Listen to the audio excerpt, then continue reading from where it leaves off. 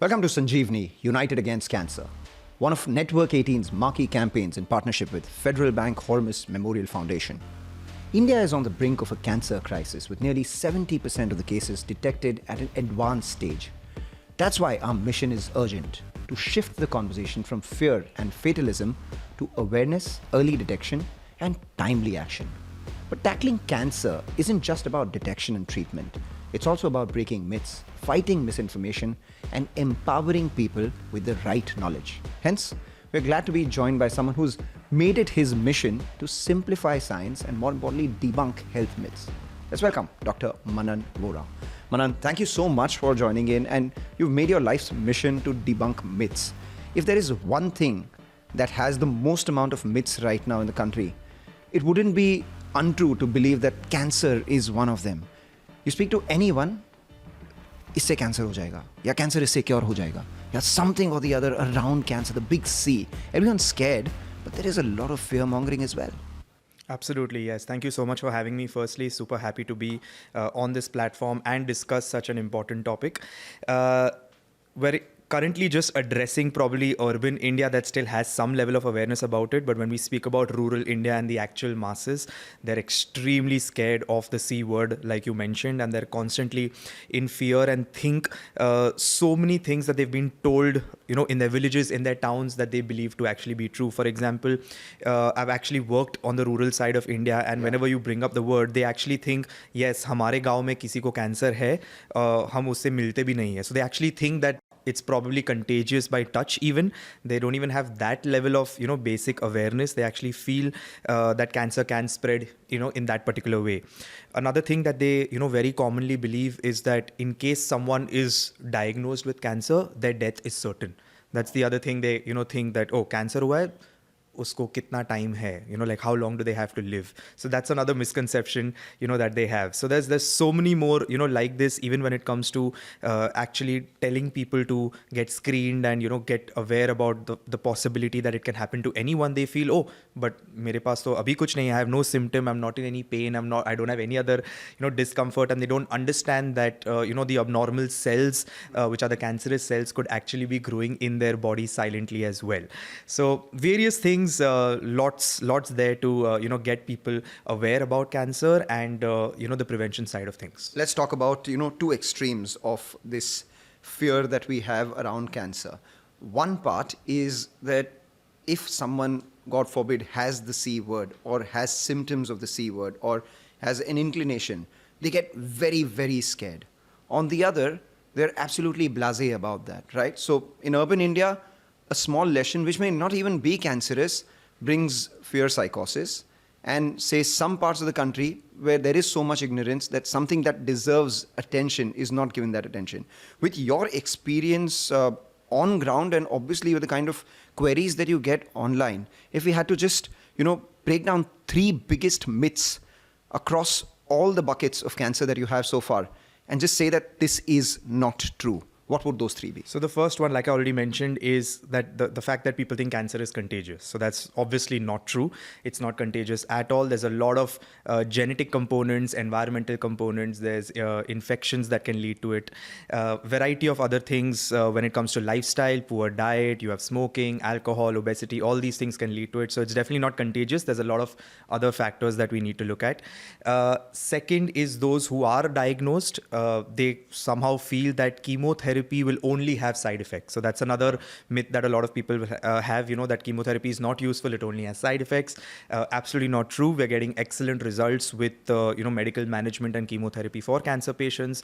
Survival rates have only improved. So cancer itself is not a death sentence. It's not that chemotherapy is not going to help you in any way. And the third myth is people think that just because they feel fit and they feel they're fine, that they cannot be having anything that increases the risk of cancer, right? So people need to understand that there's a very big difference between being healthy and being fit. You can be absolutely healthy and yet be unfit. You can absolutely be fit and yet be unhealthy. So just because you're going about your day-to-day routine without any issues, that doesn't mean that something may not be wrong with your body. So that's the last one I thought of. Yes. All right, perfect. So let's break all of these down further as well, right? You said that survival rates for cancer have increased. I think this also coincides with the detection rate of cancer. The earlier you detect, the higher your chances of survival. What does science say about this? If you could put some numbers basis your understanding, your education, your background, and how do we get people to get to the higher detection or earlier detection stage? Yeah, so I mean, the latest ICMR numbers state that 1 in 9 Indians will have cancer at some form, in their life. So that 1 in 9 is a pretty high number. And the current numbers, and I think you brought that up as well, is that 70 to 80% of cancers are detected later than they should be. So that obviously brings up the emphasis on, early screening and, focus on preventive health. India as a market is still very reactive. It's not very preventive, right? And this even applies to people staying in tier 1 cities and well-educated, well-qualified people. Everyone is extremely reactive. They're only worried that जब problem होगा तब मैं doctor के पास जाऊंगा तब हम देखेंगे हमें क्या करना है. And that is not limited only to cancer. That's everything. That's everything. Any chronic lifestyle issue at all. They're constantly focused on कि जब भी कुछ होगा तब हम देखेंगे. अभी से क्या सोचना है इसके बारे में, right? So India as a market extremely reactive. Lot of new companies, lot of startups trying to do something in the preventive space, but not getting that traction because people are so afraid. The other thing, obviously, that people have in their mind is, यार एक बार हम hospital गए तो they'll find a reason to keep us there, or they'll make us do unnecessary tests, or they'll admit us for a few days, then they'll recommend some procedure. So that phobia has come in. I don't fully blame them also. The healthcare industry has also gone in a particular way, where those pressures are kind of added. So I don't blame them, but that doesn't mean that you don't get screened yourself, right? Just because you're worried about what the report may come or what can be found is not a reason enough to not get screened and not get checked early on. So just to get screened, and you may end up saving lots of money in the future, may end up saving a lot of time and energy, and also you'll probably get a peace of mind or a clear chit of bill from the doctor that you're otherwise okay and healthy. So we need to inculcate that sort of awareness in them. Okay, two parts here. One is that, the average Indian thought process, and that includes people like you and me as well, where you get a test and nothing happens, you're like, अरे यार test के पैसे बेकार में बर्बाद हो गए. I mean, you'd much rather have nothing happening 100%. Than something happening. So that is one thing we need to change. And the second part is that, at what point do you get yourself screened? Because there might be times when lesions or, extra growth or any sort of discomfort doesn't even come till an advanced stage for cancer or, diseases such. So what is the screening routine like, or how should people screen themselves? Correct. So, see, there's a wide variety of cancers that, of course, can happen. Now, talking about the Indian population, the most common ones generally are breast, colorectal, oral, lung cancers. These are generally on the higher end. Now, of course, if you've been a smoker for a decade or more, you're at a higher chance of something like lung cancer. If you've been a tobacco chewer, a pan eater for a long amount of time, you're at a higher chance of oral cancer. And similarly, if you have, let's say, family history of breast or ovarian cancers, someone in your family, your mother, your grandmother, your sister, that makes you at a higher chance of getting any of those. So you do have cancer specific investigations based on the type of cancer you want to address or you want to check for. For example, for breast cancer, you have a mammography. You have specific antigen testing, which are blood tests for different types of cancers as well. So it depends on your family history that you're dealing with. The age range for which you should be getting those tests completely changes. So if you have someone in the family who's had breast cancer in the past, you should probably be getting tested for a mammography once in a couple of years, even after the age of 30. But if not, probably after 40. Similarly, cervical cancer, very, very common in women in India. Post being active sexually, you probably need a pap smear every year as well, or every alternate year as well. So it depends on the type of cancer that you are at a higher risk for. But in general, I think everyone, once they cross 30, getting an annual checkup once a year. If you're a male, you'll have a separate checkup. If you're a female, you'll have a separate type of checkup, a couple of scans, whether it's ultrasound just to look for anything or whether it's a mammography. These will just ensure that you're not really, missing something out and catching it much later. With AI coming in, we have a lot of low dose CTs now that have started, use a lot of AI and very low radiation to do a full body scan to check. Again, this is a very elite concept. It's something that probably even the middle class, upper middle class may not look at. So these are expensive tests. We hope someday that, of course, the government can make that available for each and every person. But there's a lot of testing and screening that is out there. Just because it may come normal, that doesn't mean you worry about it and you worry about, oh my God, my money got wasted. You'd rather have that, right? You'd rather have that peace of mind. That's good money if you're considering it wasted.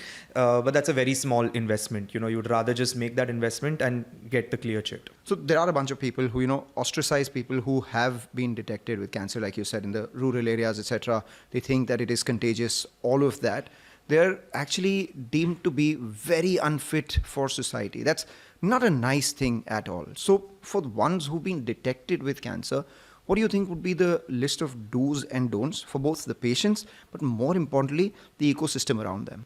Yeah, for sure. I mean, the first don't is obviously to not unnecessarily panic, right? Because the first thing that people do nowadays is rely on the internet. They're going to just Google their symptoms. They're going to chat GPT their reports and probably get answers that are way worse than the current situation. I've actually tried playing around with chat GPT myself to see what it tells you in a few reports, and it'll give you certain statements that are a lot more scarier than the actual situation. For example, you upload a report and it'll probably say your 5-year survival rate is so and so percentage. So the first thing you start thinking is, wait, do I only have 5 years to live, or do I have more than 5 years to live, when it could actually be something very easily manageable, very easily be cured, and the success rate is, much better. So the first thing is to not over analyze and panic, but to go to a qualified doctor, get an honest opinion, maybe take a second opinion if required, try and understand the various treatment modalities that are out there, where we've reached a point where a lot of cancers have over a 90% 5-year survival rate, and it's only improving as medicine, science, and technology keeps progressing.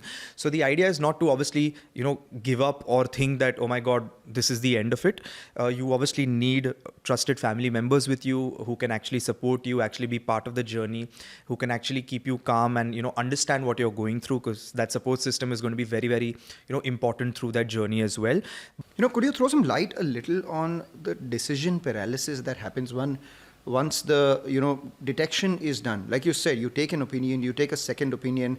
Oftentimes, patients think that maybe alternate therapies, etc., could also be considered instead of going for the allopathic medicines. And this is not in no way a fight between a particular stream of medicine or the other. Just trying to understand. What happens is that in this decision making, a lot of time is lost, and that is of essence here, right? Absolutely. I mean, again, like we said, we're not trying to create, a rift between modern medicine and traditional approaches. I'm not as familiar about different alternate medicines to even pass a comment on them. What I will say as a student of science and modern medicine is that we follow evidence-based protocols, which have been proven time and again with randomized control trials, and actually create a difference in a patient's journey, which is actually quantified.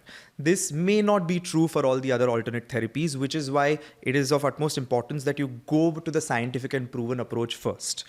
I do understand that traditional approaches, alternate medicine is very, very big in India, predominantly in the South for sure.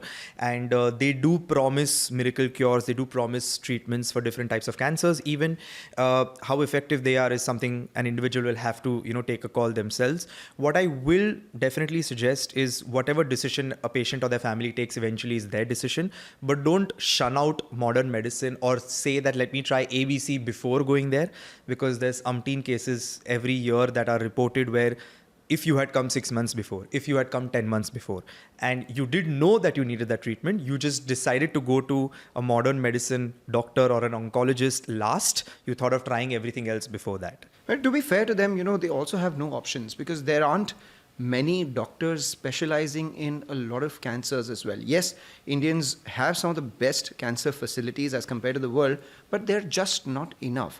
And when we speak about problems in, beyond tier 1, tier 2 metros, etc., I mean, if you think of the top 3 cancer hospitals of the country, all of them are in some major city. So the accessibility is also an issue. What do you think should be done to ensure that there is accessibility and affordability for all when it comes to a disease like this? Now, what we do have set up is, of course, we have, primary centers that are kept in different villages, in different towns, or a certain level that they'll have to travel. And then there's a proper systematic referral system that happens to the nearest tier 2 city. If the nearest tier 2 city also feels that they need to send it straight to the metro city and send it to a major hospital, then those are things that are already set up and are taking place. It's not that it's not. Now, of course, one may argue that why don't we have that tier 1 city level of hospital care and the specialist doctors available much closer in the interiors. Well, that's anywhere in the world. I mean, that's exactly, not just an India-specific problem. And that becomes an infrastructure issue, employment issue, a financial decision. Are people compensated enough? Are the specialists who desire a certain quality of life willing to go there and spend years or spend time over there, right? So that's a completely separate thing. So just off the cuff, Are there any insurance products that are cancer specific? Not that I am personally aware of, but I'm pretty sure that there are, products that do end up covering the cancer treatments. I'm not familiar if there are specific ones related to the cancer treatment. All right, take that point. And what are some other myths? Because on the one side, like we spoke about, this lazy approach, but then there is this ultra proactive, very hypochondriac, and now because of ChatGPT and, Google, you call them cyberchondriac as well. You just look at a headache as a symptom, and then I've tried that, by the way. Yes. You look for a headache and Google tells you that this could be a brain cancer, etc. Correct. So at what point, irrespective of any screening and all of that people would have done, at what point do you think that, okay, this is something that needs to be probed further, or this is something that need not be worried about? If you could make that distinction. For Yeah, a I lot think, of people. and I think that's where the clinician comes in, right? Because a report will only tell you so much, right? There is always a clinical correlation from a patient's clinical picture versus a radiological picture or a scan or a blood test report or everything. So that is exactly where a specialist comes in, and it's silly if you're just getting all those reports, trying to interpret them yourself, or you're trying to use AI to interpret them for you. You still need to physically go and see someone, or at least consult someone virtually to get an idea on what are now my do's and don'ts. What do I need to do? Is there anything I need to cut back on? Is there anything I need to do more? Because there's a whole list of lifestyle factors, right? So let's speak about there's genetic factors. That's something you can't control. Okay. That's uncontrollable. What you've born with, your genetic makeup is there. Got it. But the lifestyle factors is something you can control. Okay, Right. so whether you are overweight or obese, like medical definition of overweight and obese, whether you're smoking, whether you're excessively taking alcohol, what your diet exactly looks like, various factors, what is your sleep quality, all these factors will eventually, and of course mental health, because stress can also lead to it. All these factors are controllable. All these factors are modifiable. Oftentimes, diet isn't controllable either, right? Because there's a lot of packaged food that we eat. The labels, a lot of people don't read or misinterpret them, and then a lot of the ingredients that are there on those labels are proven to be carcinogenic. So how do you Yeah, I mean, if you sit and check each and every ingredient, sometimes brands may not even disclose it. Exactly. They'll even put some random numbers, emulsifier so-and-so, artificial agent so-and-so. You won't even know what you're consuming. But then again, to actually label each and every one of those ingredients and say this alone is cancer causing could kind of borderline go into the fear-mongering stage.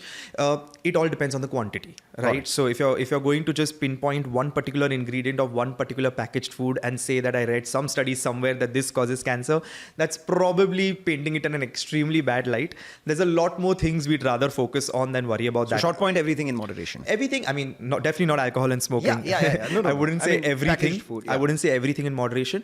Of course, see, we live in a day and age where it's practically impossible to say I will never touch packaged or processed food, okay? Because you are going to be traveling, you are going to be stuck somewhere or the other, unless you're literally on another level of obsession where your home cooked meals are available every 3 hours for you, which is something few people are doing, or they travel with a cook. Again, we're talking to a very elite audience when we say that. But to say that none of us, however healthy we try to be, we're not going to ever have packaged or processed foods is going to be very, very difficult for anyone to commit to. Okay, packaged food is still something that you can control. I can avoid smoking. I can avoid alcohol. I can avoid as much as I can packaged food. How does one control the air that one breathes? I mean, lung cancer could happen to people who are just exposed to the cities that we're living in. How do you control that? Yeah, this is something that, we'll probably get to know in 2 or 3 decades from now, because the air quality wasn't this bad 10 years ago. It wasn't this bad 20 years ago, right? Similarly, just when smoking came out, people didn't know the ill effects of smoking back in the 50s, 60s. They actually got to know them much later. Similarly, we have absolutely no data. We have absolutely no information on what will happen to our lungs 20, 30 years from now when we're breathing in Mumbai and Delhi, right? So I can give a very elitist suggestion that wherever you work, wherever you stay, get air purifiers. Again, we're talking to a very small subset of affording population that can have the luxury of an AC also, an air purifier also at their workplace also, at their home also. But millions and crores of people are working outdoors or travel by public transport. They are exposed to the air. I mean, you could consider wearing a mask. That's one option. But I don't know how many people can commit to wearing a mask forever whenever they're outdoor. It's probably not something that's easily possible. Very difficult to control on an individual level. Of course, we can hope that the governing bodies and whoever's in charge of these things can make some sort of change. It's still an issue, and before Brian Johnson as well, it was an issue. Unfortunately, it's not become mass enough for it to be a movement. Absolutely. Having said that, let's cut to the basics once again. When should I worry? And what is it that demands immediate medical attention? Correct. So few things that you can, look out for. One is if you've suddenly noticed any lump or swelling in any part of your body, that's definitely a sign that you need to keep in mind. That's a non-injury lump or swelling. Non-injury lump or swelling, of course. Second is in case you're having cough that is lasting beyond 3 weeks, or it's now resulted in some sort of hoarseness of voice, 3 to 4 weeks chronic. Of course, we have upper respiratory infections that will be lesser than 2 to 3 weeks. You'll end up getting okay. But if this is persisting and lasting, beyond 3-4 weeks, it's something we need to look at. Third thing is if you've experienced a sudden loss of weight without you actually trying to lose weight or be in a calorie deficit, but in just a couple of 7 to 15 days, 15 to 22 days, you just check your weight and there's a sudden drop, it's something we need to look at. Next is extreme fatigue, extreme energy levels going down. Definitely a bit off. You could be diagnosed with a few vitamin deficiencies here and there, but a sudden loss of that fatigue and energy levels, again, a red flag that we need to, keep in mind. Next thing I can think of is any mole that has cropped up that wasn't there before, or any skin discoloration that has taken place, any other skin change or skin lesion that you didn't notice earlier and it has suddenly come up, would definitely get that checked. And the last thing that comes to my mind is blood where it shouldn't be. Got it. All right. So if you cough out blood, if you have blood in your pee, if you have blood in your stools when you go to the washroom, any of these places, blood should not be there. So that needs to be investigated. Why is the blood there? So these are some of the signs, and these are some of the things that if you experience, you need to get checked, right? This is definitely away from the normal, and we need to address this. All right. Thank you so much for all your insights out there. Now we move to the prepared part of this, because I got a list of a bunch of questions where we need to bust these myths. And Sure. Who better than you to actually bust these myths? So it's called true or total bakwas. All right. Okay. Can men get breast cancer? Yeah, that's actually true, contrary to what people think. It is true. Generally happens to older men, but very, very rare. Is lung cancer only for smokers? Not at all. That's bakwas, because lung cancer is seen in those who are inhaling poor air quality, those who are even secondhand smokers, passive smokers, and there could be a genetic component to that as well. So it's not just for smokers. No family history, so no chance of getting cancer?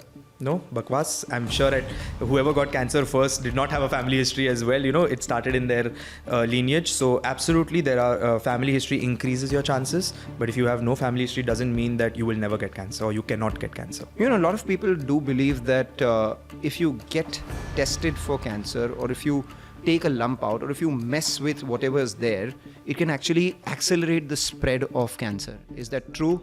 Or total bakwas? No, that's total bakwas. If we actually need to take a biopsy and need to see what the cells are under the microscope and study them to see in case there is any cancerous pathology, it's absolutely required. So that's absolute bakwas. Can wearing a tight bra cause cancer? No, it can't. That's bakwas. It can cause a couple of other issues, but definitely not cancer. No lump, no cancer. True? No, absolutely not true, because like I mentioned, fatigue, low energy levels, sudden loss of weight, skin discoloration, blood where it shouldn't be, all of these could be there without a lump, so you definitely need to get checked. Mammography, only after 40 or after 30? Definitely after 40, but if you have family history of breast cancer, mother, sister, grandmother, would definitely advise it for women after the age of 30 as well. And for a lot of people, do implants mean more risk? Because a lot of people do speak about that, silicone somewhere and all that. Not at all. There is no connection, no scientific evidence that says that would lead to cancer. That's bakwas. Having kids, does that change your cancer risk? It's partially true. It does. Wow, it does improve, your or rather, it decreases the risk factors associated with cancer. However, that doesn't mean that someone who has kids will not get cancer, obviously. But even breastfeeding, for that matter, has shown to decrease the risk of ovarian and breast cancer as well. We do have scientific evidence that says that it is cancer protective for a mother if she ends up breastfeeding for a significant amount of time. Wow, you answered my second question as well, because my question was, does breastfeeding protect against cancer? It does. It does. We all feel low and achy sometimes. When is it that your body is giving you a serious boss, go see a doctor warning? Correct. So we need to understand that you could have a variety of reasons why you're feeling a little low in the acute sense. So it could just be a hormonal fluctuation. It could be you've not eaten well for a few days, or you've probably gotten a vitamin deficiency. It could be a variety of things. You could be suffering from a viral. So the idea here is that you don't have to panic if it's day 3, day 4, day 7, day 10. Generally, 3 weeks is a good number beyond which you say, look, 3 weeks is enough time for my body to rest, recover, heal. Whether you needed medicines, didn't need, it's a different thing. But 3 weeks is enough. After 3 weeks, if you're still facing those symptoms, boss, it's time to go see a doctor for sure. A lot of us still think cancer means game over. And I would credit that to a lot of the films that came as well, right? Are we winning the fight more than we realize? 100%. With each 5 years, we are seeing new advancements. We're seeing new drugs. We're seeing with AI coming in, it's going to change the game as well. So we're constantly moving in a direction towards technological advancement, medical science, discoveries, new drug inventions that actually help improve the expectancy of the life of the cancer patient. It's not something that gets a lot of mileage or a lot of things on the news, because all these things are happening over the last 10, 15 years, and they need to be proven over 2-3 decades. But I'm very excited to see what path medicine takes when it comes to science cure. And hopefully in our lives, we get to see a point where it's literally said that cancer is curable. Just how many of the other diseases have found cures, or we come up with more and more vaccines to prevent it in the future. Never know, but we're definitely winning the race. Cervical cancer vaccine should be taken? 100% should be taken by both men and women. HPV is something that is completely preventable, and that is something that everyone should keep in mind. All right. And what is the final one magic trick that you would give for people to live healthier lifestyles and minimize their risk of cancer, something that they were not doing until today and they should? I think people need to understand that prevention is better than cure, right? It's a very easy statement and it's said a lot of times, but how many people actually, take that initiative, get tested, and actually, end up screening themselves? So, if let's say a millennial is watching this video, it's your parents' birthday coming up, why don't you gift them a screening, right? That is something that would be far more valuable than taking them out for a meal or something like that. So focus on prevention, because we can't continue to stay a reactive market, because with our population, with the disease prevalence, with the amount of people getting diagnosed and getting diagnosed late, we do not have the facilities and the manpower to successfully treat all of them when they cross that particular stage. So one thing that people can do to actually help the healthcare industry reduce the amount of people coming in with delayed, symptoms and delayed stage of cancer is by getting screened. So the first thing would be focus on prevention. All right, focus on prevention. Manan, Dr. Vora, I would call you. Yes. Thank you so much for Thank you joining so in, much. giving us your insights, information, and sharing your passion along with compassion with us. It's clear how science, empathy, and clear communication can dismantle fear and myths. One conversation, one screening at a time. To our audience, book that cancer screening. Talk to your loved ones, spread awareness, and not alarm. Stay tuned to Sanjeevani, United Against Cancer, and remember, time nikale, screen kare.